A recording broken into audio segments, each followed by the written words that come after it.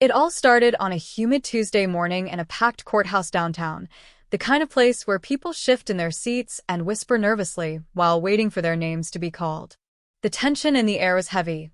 Maybe it was the heat, or maybe it was the case that had drawn in a large crowd, with media standing outside and local news vans blocking most of the curb. Inside, emotions were already running high. What no one knew was that before the clock struck noon, a mistake, one fueled by prejudice and a dangerous assumption, was going to change everything. Jamal had only come to court that day for something simple. He wasn't in trouble. In fact, he was there to support someone else, a neighbor, an older man he'd helped after a misunderstanding with his landlord. It was one of those favors people didn't think twice about. Jamal believed in doing the right thing, even if it was small. That's just how he was raised. But as he stepped inside, dressed in a clean white shirt, slacks, and quiet confidence, it was clear not everyone saw the same thing when they looked at him. At the same time, Chief Marcus Reed was standing just a few feet away, dressed in plain clothes, observing the courtroom quietly. No badge showing, no uniform, just a calm, focused presence. Marcus had been a police officer for over 20 years, recently promoted to Chief of Internal Affairs. He wasn't flashy. He believed in staying grounded and paying attention to details. He'd heard rumors about a certain officer connected to a troubling pattern of complaints, and today he was following up, watching, listening, trying to see things for himself. But one officer in that courtroom wasn't interested in details. Officer Bryant, known for his aggressive style and poor impulse control, was there for crowd control, but his eyes kept darting around the room. When he spotted Jamal standing quietly near the benches, something changed in his expression. No questions asked. No checking paperwork. Just a snap judgment. He stepped forward, barked a command, and before Jamal could even finish turning around to respond, the officer's fist connected with his jaw. Gasps rippled through the courtroom. A woman screamed. Papers flew off the clerk's desk as people jumped to their feet. And just as Officer Bryant moved to grab Jamal again, ready to force him to the ground, a deep voice cut through the chaos like thunder. Stand down. Immediately, the courtroom froze. Bryant looked up confused. The voice had come from the man he hadn't even noticed, Marcus. Calm, collected, but commanding. The kind of voice that made people listen without question. Still, Bryant didn't back off. Who do you think you are? He barked. Marcus reached into his jacket and slowly pulled out his ID. Police Chief Marcus Reed. Internal Affairs. And you just assaulted an innocent man in front of witnesses in a courtroom. The silence that followed was heavy. Every eye in the room was now on them. The officer's face turned pale. Jamal was still on the ground, holding his jaw, stunned not just by the punch, but by how quickly things had spiraled. It should have ended there, with the apology, with an arrest. But this story? It had only just begun. Because outside that courthouse, someone else had been watching. Her name was Sarah, a journalist who'd come for another case, but stayed when she saw the commotion. She recognized Jamal instantly, not from the courtroom, but from something that had happened days earlier. Something much quieter, yet just as powerful. That day on the city bus, Jamal had given up his seat to a tired, pregnant woman, a small act of kindness that sparked a surprising chain of events. The woman, a retired teacher named Mrs. Eleanor Blake, had been moved by his manners and calm nature. She'd handed him a folded note before getting off at her stop. At the time, Jamal had thought it was just a thank you. He had no idea that note would change everything. And Sarah, who had been on the same bus, had remembered Jamal's quiet act. She hadn't forgotten the way he stood up, or the genuine way he'd smiled at the woman without expecting anything in return. That small moment stayed with her. So when she saw that same kid getting slammed in a courtroom for no reason, she knew something was wrong. She started recording. The video she captured would go viral by the end of the day. But the story behind it, that would shake the department from top to bottom. Because what no one realized, not even Marcus at that moment, was that Jamal's kindness had connected him to something much bigger than himself. Mrs. Blake's note wasn't just a message of thanks. It contained a name, a case number, a buried file. Something that tied her past, Jamal's family, and the justice system together in ways none of them could have expected. And now, with the eyes of the public watching, secrets were about to unravel. Ones that would question how justice is served and who gets to decide what someone looks like before knowing who they are. But in this moment, right here, Jamal was still sitting on the floor. The courtroom was still tense. Chief Marcus Reed was staring down the officer who made a costly mistake. And outside, Sarah was uploading her video with one sentence in the caption. He punched the wrong man. He had no idea who he was. And just like that, the story took on a life of its own. One rooted in assumption, but driven forward by truth. What came next? No one saw it coming. The courtroom hadn't been that quiet in years. People stood frozen, waiting for what would happen next. Officer Bryant slowly backed away, his face red, not from shame, but confusion and panic. He'd been in courtrooms before, even had complaints filed against him, but none of them stuck. This was different. He didn't just swing at any man. He punched a high-ranking police official's guest and did it in front of everyone, including a journalist whose phone was still recording. Jamal stayed on the ground a little longer than he needed to. Not because he was hurt, though the hit had been hard, but because something had shifted in him. Just days earlier, he was sitting on a bus thinking about homework, about his mom's night shift, and about how life seemed so ordinary. Then he gave up his seat to a woman who looked like she could use a break. He had no idea that moment would echo into something this big. His thoughts were racing. Who really was this woman? Why did she hand him that note with a name and case number scribbled on the back? And now, what did Chief Marcus Reed have to do with any of this? When Jamal finally stood, Chief Reed was already speaking to the bailiff, pulling rank quietly, his voice calm but firm. Officers who had just stood by awkwardly during the altercation were now snapping into attention. One of them stepped toward Jamal and asked if he needed medical help, but he shook his head. "I'm okay," he said. "Just confused. You and me both," Sarah whispered from behind him. Jamal turned and recognized her from the bus. It was strange seeing her here, with a press badge now clipped to her blazer. She had the same look of concern, but this time she wasn't just observing. She was documenting, watching the truth unfold in real time. Chief Reed walked over and asked Jamal quietly, "That punch. You want to press charges?" Jamal paused. "Right now. I just want to know why he did it." Reed nodded slowly, as if he understood the weight of that question better than anyone else in the room. "And I want to know who gave him the idea he could." They stepped outside into a quieter hallway, away from the crowd and flashing phones. Reed motioned for Jamal and Sarah to follow him into a side room. It was one of the interview spaces normally used for depositions, but today it would become the starting point for unraveling something deeper. Reed started slow. "I came here today because this courthouse has problems that start with people in uniforms making decisions based on how someone looks, not who they are. I was watching Officer Bryant the moment he laid eyes on you, and I knew what was coming, but I didn't expect it to happen in front of me." Sarah added, "He never asked Jamal a single question. Just saw him, walked over, and swung. Like he already decided something in his head." Jamal finally took the note out of his wallet. "She gave me this. The woman on the bus. I didn't know what it meant." Reed took the paper gently, squinting at the faded handwriting.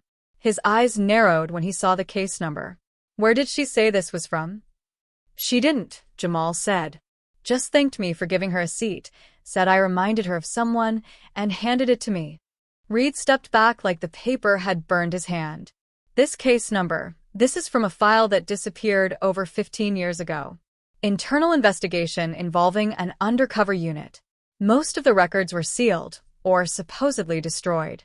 Jamal's eyebrows rose. "So, what does it mean?" "It means she wanted you to know something," Sarah said quietly. "And now that this happened today, there's no turning back." What they didn't know yet, but would soon discover, was that Mrs. Blake had once been a key witness in a corruption probe involving 2 police officers and a court clerk accused of tampering with evidence. Her testimony never made it to trial. Something happened back then. The case was buried, files vanished, and she retired early under circumstances no one talked about. The case number she gave Jamal was her way of making sure the truth didn't stay hidden forever. Meanwhile, word of the courtroom incident had already reached City Hall. Social media was exploding. Clips of the punch were being shared under hashtags like #CourtroomAssault, #HePunched-the-Chief's-Guest, and #JusticeForJamal. Public pressure was rising, and reporters were digging deeper into Officer Bryant's record. Old complaints were surfacing. Body cam footage from past incidents was being re-examined. Back at the station, Bryant had been temporarily suspended, pending an internal review. But behind the scenes, someone was pulling strings, trying to keep things quiet. A memo had already been drafted suggesting Jamal had acted suspiciously and refused to comply with commands. But there were too many witnesses, too many phones rolling, and now, too many people asking the same question. Why him? Reed had seen it before. Too often. A young black man, doing nothing wrong, suddenly becomes a threat based on nothing but someone's fear. The difference this time? The man who saw it happen wasn't just another bystander. He was the police chief, and he wasn't going to let it slide. That night, Jamal went home and told his mother everything. She listened quietly, holding her breath during the parts where her son was on the ground, stunned and unsure.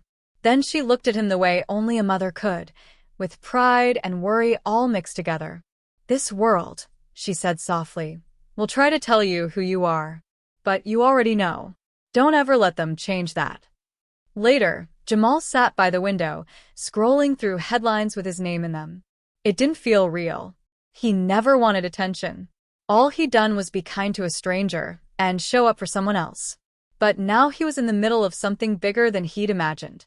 As the hours passed, he couldn't stop thinking about the note, about the case, and about why someone would try so hard to hide the truth all those years ago. Whatever it was, he knew now he couldn't walk away from it. He had to know what really happened. And the truth was only just beginning to surface. The next few days moved fast, but for Jamal, it all felt like a slow-motion blur. He wasn't used to reporters calling his name or news vans parked outside his apartment. Every time he stepped outside, someone wanted a statement, a photo, or a comment. People from all over were sharing his story, most of them outraged by what had happened, some using it to push their own agenda. But Jamal wasn't interested in becoming a symbol. He just wanted answers. Why was a simple act of kindness on a bus now tangled up in a police scandal? And what did that note mean for the people trying so hard to cover it up? Meanwhile, Chief Marcus Reed had gone quiet. Not because he didn't care. If anything, he cared too much, but because the name on that case file had reopened a wound inside the department that never truly healed. He started digging into the records, what little there was. A few names kept coming up, including a former officer named Daniel Webb, who'd left the force under strange circumstances and now lived 2 towns over in a quiet neighborhood, far from the chaos he helped create years ago. But Marcus knew this wasn't just about a retired officer. There were still people inside the system who had ties to that old case. People who remembered Mrs. Blake, and not kindly. The way she had tried to speak out back then had made some powerful enemies. And now that her actions were rising back to the surface, someone would want to silence them. Again. Sarah, the journalist, was facing her own kind of pressure. Her editor called her in twice that week, urging her to soften the angle, pull back on the part about the note. Just focus on the assault, they said. That's the headline people care about. But Sarah wasn't having it. She knew something deeper was going on. The case number, the reaction from Reed, the way Officer Bryant had reacted without hesitation, it wasn't random. It was planned, or at least rooted in something ugly. Late one evening, she sat at her kitchen table surrounded by old newspapers, court records, and a notepad full of questions. Her wall was covered in names and dates, like a crime show detective's board. She noticed a pattern: cases dismissed without explanation, people transferred or retired right after internal complaints were filed. It all led back to one building, the East Side Precinct, the same one where Marcus Reed started his career. That connection sent her digging into Marcus's past. She found something unexpected. Years ago, Marcus had filed his own complaint, anonymous, but traced back to his station. It was around the same time Mrs. Blake gave her original testimony. Sarah didn't know if Marcus had tried to expose something back then and failed, or if he'd been silenced too. Either way, it gave her more reason to trust he wasn't just helping Jamal out of duty. There was a deeper link, maybe even regret. Meanwhile, Jamal was starting to piece together parts of the story on his own. One night, he sat down with his mother and showed her the note again. She looked at it longer this time, and something shifted in her face. "You've seen this before?" Jamal asked gently. She nodded slowly. "That case number, your Uncle Tony. He used to mention it. He was a clerk at the courthouse. Quit out of nowhere years ago. Said something wasn't right. He never told me what." Jamal's eyes widened. He'd barely known his Uncle Tony, only seen him at a few family events when he was younger. But if he'd been connected to this too, then that meant the story wasn't just about strangers. It was about family. They drove to Tony's place the next morning. A quiet man with cautious eyes, Tony answered the door like he expected trouble. When Jamal showed him the note, Tony sighed deeply and pulled them inside. What he said next changed everything. "I was part of the filing team when that case was active. I saw the real reports. They were supposed to expose 2 officers for planting evidence. The woman who came forward, Eleanor Blake, she brought documents, voice recordings, even names. But before the case could move forward, everything vanished. Orders came down from above. I was told to refile it under a different code and shred the originals. I didn't do it. I hid them." "Where?" Jamal asked, heart racing. "In a lockbox. Storage facility. I haven't opened it in years." Jamal and his mom exchanged glances. Sarah and Marcus needed to hear this. That night, the group met in a small diner outside city limits. A safe place. Tony brought the files, dusty but real. The kind of paperwork that couldn't be explained away. It wasn't just about crooked cops. It was a system failure. Judges, clerks, maybe even supervisors, people who'd looked the other way, and some who actively helped cover things up. Sarah scanned the papers while Marcus read through them in silence, his jaw tightening with every page. This wasn't just a story anymore. This was evidence. But the deeper they looked, the more danger they felt creeping in. Sarah's car was followed once that week. Marcus found his office, searched after hours. Jamal's mom got a call from a blocked number saying, "Tell your boy to stop asking questions." Someone was watching. Someone who didn't want the truth to come out. And still, none of them backed down. Jamal, who had once just wanted to support a neighbor in court, now found himself standing at the center of something much bigger than he imagined. He was no longer just the kid who got punched in court. He was holding a key, one passed to him by a woman on a bus who believed in his character and hoped he would do what others couldn't. Every step deeper into the truth came with more weight, more risk, and more questions. Why had this case been buried so thoroughly? Who stood to lose the most if it came out now? And why did a simple act of kindness put Jamal in the line of fire? The mystery wasn't close to being solved yet. If anything, they'd only scratched the surface. And someone out there was determined to stop them before they could dig any deeper. The night grew thick with uncertainty. Marcus Reed sat alone in his office, staring at the documents spread across the table. The truth was there in black and white, clear as day, but he knew exposing it wouldn't be as easy as just telling the world what had been hidden for so long. No, this was about more than corruption. It was about a system, a city that had been living a lie for years, and the people who were willing to go to any lengths to protect that lie. He glanced over at the clock. It was almost midnight, and the silence around him was deafening. His phone buzzed, and he glanced at the message. It was from Sarah, telling him they had just received an anonymous tip that the storage facility where the old case files were hidden had been broken into. Panic shot through Marcus. If someone found out about those documents, all of their work would be for nothing. Worse, they'd be exposed as threats to those with enough power to bury them all. Jamal was still processing the gravity of everything. His role in this started with nothing more than an act of kindness on a crowded bus, yet it had spiraled into something larger than he could have imagined. The feeling of being watched never left him now. Every shadow on the street seemed too close, every car behind him too persistent. Even at home, his phone felt like it was listening. And then there was the voice message he received that morning, his first real threat. A distorted voice simply said, "Stop looking or you'll regret it." It had been a chilling moment, and it left Jamal with a gnawing feeling of dread in his stomach. But instead of making him back down, it only fueled his resolve. He couldn't turn away now. Not when people were actively trying to erase the truth and silence those who sought it. He thought of his mother, her quiet resilience, the way she'd never flinch in the face of fear. He had to be like that. He had to stand tall, even when the world was trying to tear him down. The next morning, Marcus called Jamal to meet him, urgently. The storage facility had been emptied out, everything taken, and no one had any answers. The city was going into damage control, trying to downplay the situation. But it wasn't just the stolen files that concerned Marcus. It was the fact that the people behind all of this, whoever they were now making moves. They knew they were close to being exposed, and the risk of more casualties was growing by the hour. Sarah had her own worries. She had spent hours poring over old court records and police reports, piecing together names that came up in the files Tony had given them.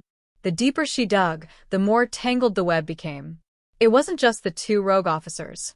There were several high-ranking officials involved, and their connections stretched farther than she could have imagined.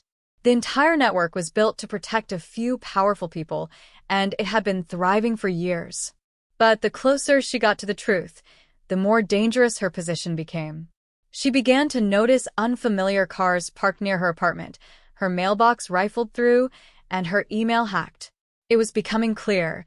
Someone knew exactly what she was doing, and they didn't want her to continue. By midday, the tension had reached a boiling point. Jamal met with Marcus and Sarah at a diner on the edge of town, away from prying eyes. The air between them was thick with unspoken words. Everyone knew what was at stake now. The documents had been stolen, but they weren't defeated yet. If they wanted to expose the corruption, they'd have to do it without the evidence they had once relied on. They had to act fast, and they had to be smart. "I've got a lead," Sarah said, her voice low. A name came up, Catherine Miller. She's a judge, one of the highest-ranking ones in the city. She's been on the bench since the original case went down, and her name's connected to a lot of these cover-ups. "Judge Miller?" Jamal repeated, the name unfamiliar, but somehow important. "What does she have to do with it?" "She's the one who signed off on the altered case files," Sarah continued. "She made sure the records were buried, covered up. And now, she's one of the key players keeping everything hidden." Marcus clenched his jaw. "Then we go after her. We make her tell the truth." "But how?" Jamal asked, frustration creeping into his voice. "She's a judge. She has all the power. We're just a kid, a journalist, and a police chief. How are we supposed to get to her?" Sarah looked at Marcus. "There's a way. There always is. But we have to move fast. The longer we wait, the more they'll try to erase everything." The clock was ticking. The pressure was mounting. They knew they couldn't waste any more time. They had to confront Judge Miller, force her into a corner where she had no choice but to expose everything. But as they left the diner, an unease settled over them. It felt like the walls were closing in. That evening, as they prepared to head out to confront Miller, a knock on the door interrupted their plans. It was an unexpected visit, a familiar face, one that they hadn't seen in years. Tony, Jamal's uncle, stood on the other side, looking graver than he ever had before. "They know," he said, his voice strained. "I overheard them. They're coming for you." "What do you mean?" Marcus asked, his heart racing. "They know about the files I hid. They know you're getting close. If you go after Miller, they'll make sure none of you ever get the chance to speak again. They'll do whatever it takes to keep you quiet." It was the final piece of the puzzle. Tony had been right all along. They weren't just up against a few bad cops anymore. This was bigger, more dangerous, and the people they were up against had resources that stretched beyond the local precinct. They were ready for anything, and they would stop at nothing to silence the truth. With time running out and no way to turn back, the group prepared for the final confrontation. They couldn't back down now, not when they had come so far. But as they walked toward the inevitable, each step they took felt heavier, filled with the weight of all the lives affected by the lies they were about to uncover. The showdown was coming, and it was going to be nothing short of explosive. Just as they began to prepare for what seemed like an inevitable showdown with Judge Miller, an unexpected phone call threw everything into chaos. The number was blocked, but the voice on the other end was unmistakable, low, cold, and full of malice. "Marcus Reed," the voice said, sending a chill down his spine. "You don't want to go any further with this. You think you're close? You're not. We've been watching you, and we know everything. You've made a mistake. A big one." Marcus froze, his mind racing. The voice didn't sound like anyone he'd known from his past or the department. It was someone with power, someone who had the resources to track his every move. The kind of person who could end this whole investigation with a snap of their fingers. "Who is this?" Marcus demanded, trying to keep his voice steady. "I'm the reason you're still breathing right now," the voice replied, a menacing edge creeping in. "You've been warned, but I'm giving you one more chance. Stay away from Miller, stay away from the files, and forget everything you think you know. If you don't, things will get ugly. People will get hurt." The line went dead. Marcus's heart pounded in his chest. It was a threat, a direct warning, but it wasn't like anything he'd ever faced before. Whoever this was knew too much about him, about Sarah, about Jamal, and even Tony. They knew every move they'd made, every step they'd taken. It was as though they were always one step ahead. He glanced at Jamal and Sarah, who were standing nearby, trying to make sense of what had just happened. Jamal's face was tense, his eyes wide with confusion and fear. Sarah had already picked up her phone, starting to dial. "I'm calling the police," she said, though she looked uncertain. It didn't feel like calling for backup would do any good. Whoever was behind this had too much power, and the people she could turn to for help were likely already compromised. Marcus shook his head. "We can't involve anyone else. We're already too deep. They'll just shut us down faster if we do." There was a brief silence as Sarah hesitated, but she seemed to understand. The threat was clear, and it had escalated to a point where going public or calling in reinforcements would likely be disastrous. "Then what do we do?"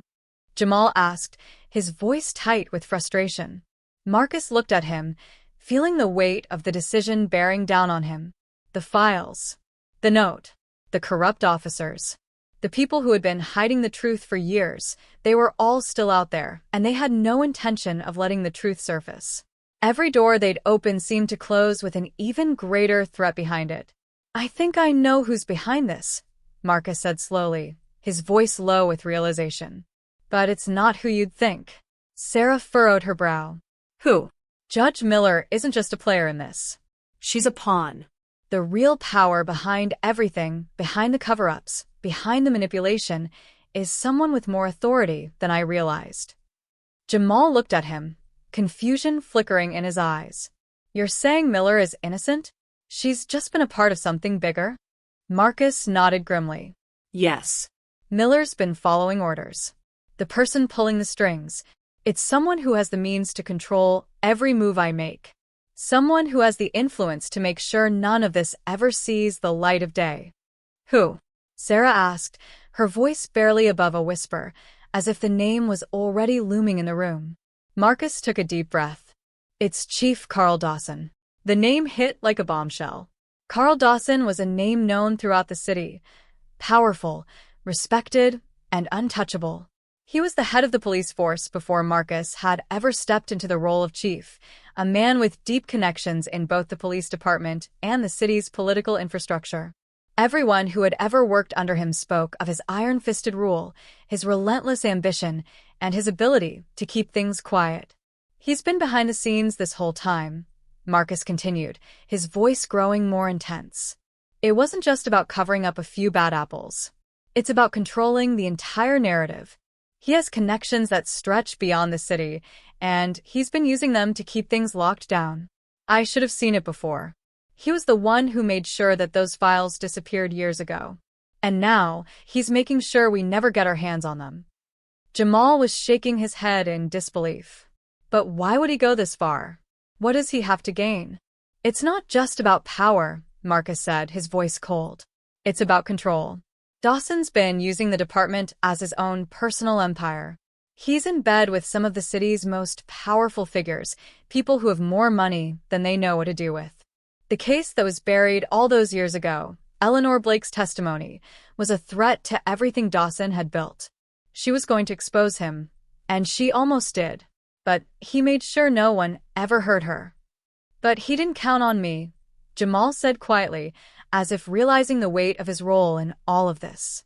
No, he didn't, Marcus said, nodding. And now he's coming for us. He knows we're getting too close. That's why we've been followed. That's why the threats have started. Dawson has people in place, inside the department, in the courts, and beyond. He's pulling the strings, and he'll stop at nothing to keep the truth buried.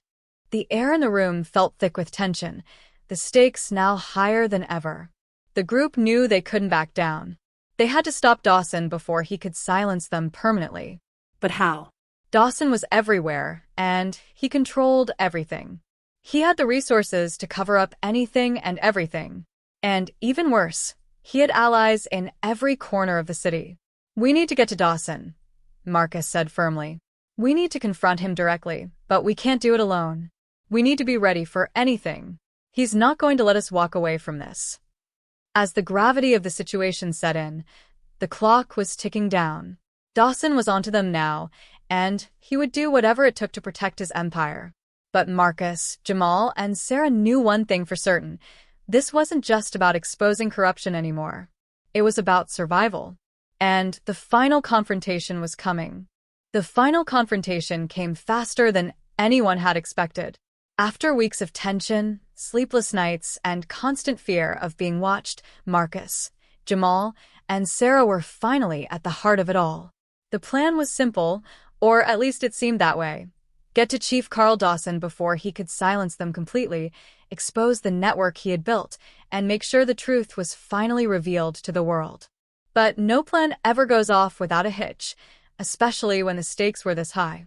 They had gathered enough evidence, pieced together enough of the puzzle, and now it was time to face the man who had been pulling the strings all along. The air was thick with anticipation as they entered Dawson's office, their nerves steeling for what was coming. Marcus had been to this office before, but this time it was different. This time, the power dynamic was shifted. He wasn't just some detective under Dawson's command. He wasn't just another cog in the machine. This time, Marcus was ready to bring it all down. Dawson was seated behind his massive desk, his calm demeanor doing nothing to quell the tension in the room. He looked up as they entered, a faint smirk on his face, as if he knew this moment was inevitable. Well, he said, his voice dripping with sarcasm. The little team of misfits has decided to finally make their move. What's it going to be? You think you can take me down with a few stolen documents and some half-baked accusations? Marcus stepped forward, his voice steady, but laced with anger. You're done, Dawson. We know everything. We've seen the files. We've connected the dots. You've been running this city for far too long, and it ends now. Dawson chuckled, his fingers tapping rhythmically on the desk. You really think you figured it all out? You think you've got me? You're just a pawn in a much bigger game. You're nothing compared to the people I answer to. Sarah stepped forward now, her expression fierce. We've already exposed you for what you are. It's over. Dawson's face hardened, but he didn't move. You think you can just walk in here and make demands? You've got no idea what you're dealing with. The people I work with will make sure you disappear without a trace. But before anyone could react, the door behind them slammed shut, and they turned to see several uniformed officers stepping into the room. Marcus's heart skipped a beat. It was all happening too fast, and the officers weren't the ones they had expected to show up. Then a figure stepped into the room, and it all clicked. Carl Dawson stood up from his chair, his expression now cold, as he turned toward the new arrival. You really think you can stop this, huh? He said, his voice tight with fury. The figure was none other than Tony, Jamal's uncle. But this wasn't the Tony they knew, the one who had been on their side for so long. This Tony was different. His stance was unshaken, his eyes steely with determination. The last person they had expected to betray them was the one who had been with them from the start. You don't get it, do you? Tony said, his voice almost unreadable. "You thought I was on your side, but I was just waiting for the right moment to end this once and for all." The shock hit them like a wave. Marcus took a step back, his mind struggling to process what he had just heard. Tony, the one person they had trusted the most, was working with Dawson? The one person who had given them the tip-offs, the one who had seemed like their ally, he had been a part of the corruption all along. "I never wanted any of this to happen," Tony continued, his voice steady, but there was a hint of regret in it. "But I was in too deep. I couldn't walk away. They had my family, my future, my entire life. And the only way to protect them was to keep the secrets hidden. You think you've got a chance? The people who pull the strings, they make sure things don't get out of hand." Jamal's stomach churned. The betrayal was like a gut punch, and he couldn't bring himself to look at his uncle. The man he had respected, the man who had always seemed like a father figure to him, was now standing with the enemy. Marcus's gaze flicked from Tony to Dawson, and then to the officers in the room. Everything was crumbling before his eyes. They had been so close. But now they were trapped. "What happens now, Tony?" Marcus asked, his voice low. "What do you want us to do?" "Just walk away." Tony shook his head slowly. "You can't win." Not now. "I've already made arrangements. You think you can expose Dawson and walk out of here alive? It's not going to happen." Just as the tension seemed unbearable, a sudden sound rang out, sharp and unmistakable. The door burst open, and a new figure walked in, cutting through the chaos like a knife. It was Catherine Miller, the judge they had been after all along. But what they didn't expect was the look of defiance in her eyes. "I'm not doing this anymore," she said, her voice calm but firm. "I'm not hiding behind the lies any longer." The room fell into stunned silence. Tony, Dawson, and the officers turned to face her, but it was clear that Miller had made up her mind. "I've been a part of this corrupt system for too long. And I'm done." With a quick motion, she pulled a file from her bag and tossed it onto Dawson's desk. It was the original case file, the one that had been buried all those years ago. "The truth is out there, and I'm not going to be a part of keeping it hidden anymore. Do with me what you will. But this ends today." The shock of it hit everyone like a lightning bolt. Tony stepped back, his face pale with realization. "You can't do this," he hissed. "You don't know what you're getting into." Dawson's face twisted with rage, but he couldn't stop the inevitable. The game had changed. The walls were closing in, and there was no way out for him anymore. The file was on the desk, and there was no taking it back. The truth was out. Marcus and Jamal exchanged a look, their hearts racing. The moment they had feared, the moment they had fought so hard for, had finally arrived. And it wasn't just their victory, it was everyone's. Dawson's empire was crumbling, piece by piece, and there was nothing he could do to stop it. As Dawson and Tony tried to regain control, the sound of sirens filled the air. The cavalry had arrived, but not in the way Dawson had expected. The truth had a way of catching up with everyone, no matter how deep they buried it. The room exploded into chaos, but for Marcus, Jamal, and Sarah, it was a moment of bittersweet triumph. The fight wasn't over, but the battle had been won.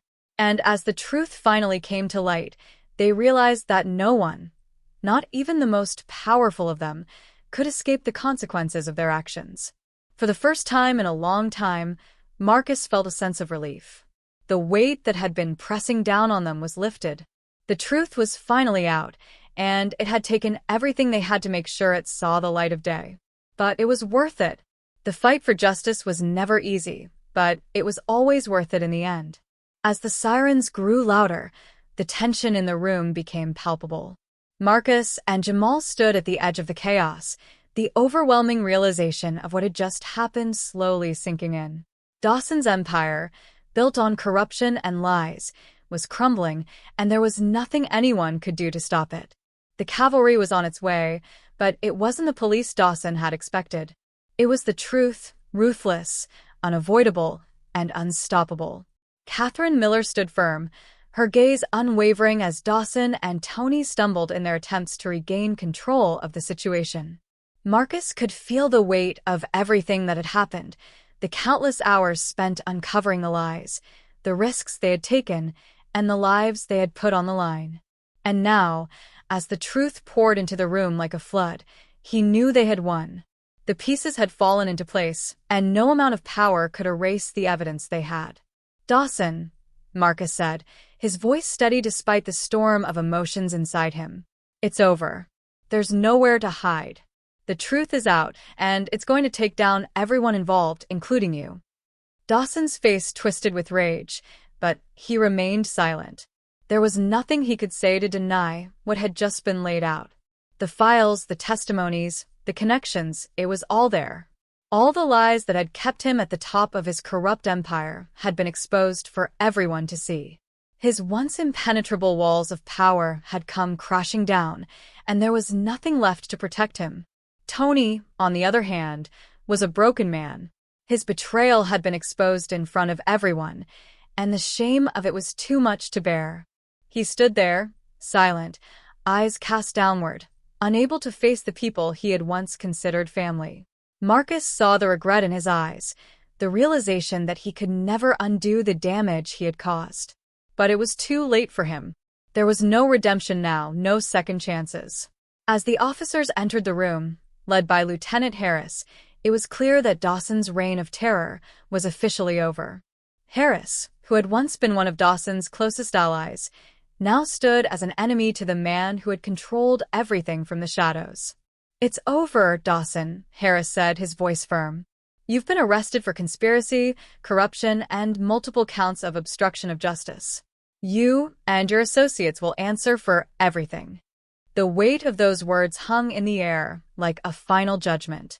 Dawson opened his mouth to speak, but no words came. He knew it was over. The walls were closing in. His empire was crumbling, and all he had left was the cold reality of the consequences he would now face. As Dawson was led away in handcuffs, Marcus took a deep breath. It wasn't the victory he had imagined. There was no satisfaction in seeing Dawson arrested, no sense of triumph. Instead, there was a quiet understanding that this was only one chapter of a much larger story. The battle for justice was never easy, and it didn't end with Dawson's arrest. It was a constant fight, one that would never truly be over. But this moment, this small victory, was enough to keep pushing forward. Jamal stood beside Marcus, his face etched with both relief and exhaustion. The man who had been betrayed by his own family, the man who had uncovered the truth despite the cost, had finally seen justice served. But the journey had taken its toll. "I didn't think it would end like this," Jamal said quietly, his voice hoarse. "I never thought I'd have to turn on my own uncle, but it had to be done." Marcus nodded, understanding the weight of his words. Sometimes, doing the right thing means making the hardest choices. But you did it, Jamal. You exposed the truth, no matter the cost. Sarah, who had been a quiet force throughout the entire ordeal, stepped forward and placed a hand on Jamal's shoulder. "You're not alone in this," she said, her voice soft but full of conviction. "You did what was right, and that's all anyone can ask of you." Jamal looked at her, a flicker of gratitude crossing his face. "Thanks, Sarah. "I couldn't have done it without you too." As they stood there, the weight of the past few weeks finally beginning to lift, Marcus turned his attention to the files on the desk. The truth was out. Dawson, Tony, and the rest of the corrupt network had been exposed, but there was still much work to be done. The files, now in the hands of the authorities, would continue to unravel the depths of the corruption that had plagued the city for years. It was only the beginning. Catherine Miller, standing at the center of it all, gave a tired but satisfied smile. "This isn't over," she said, her voice steady. "There's a lot more to uncover. But today, we've taken the first step." Marcus looked at her, his gratitude apparent. "You didn't have to do this, Miller. You didn't have to risk everything for us." She shook her head. "Sometimes, the right thing is the hardest thing. And I've spent too many years looking the other way. I couldn't do it anymore." As the authorities began their work, Marcus, Jamal, and Sarah made their way out of the building.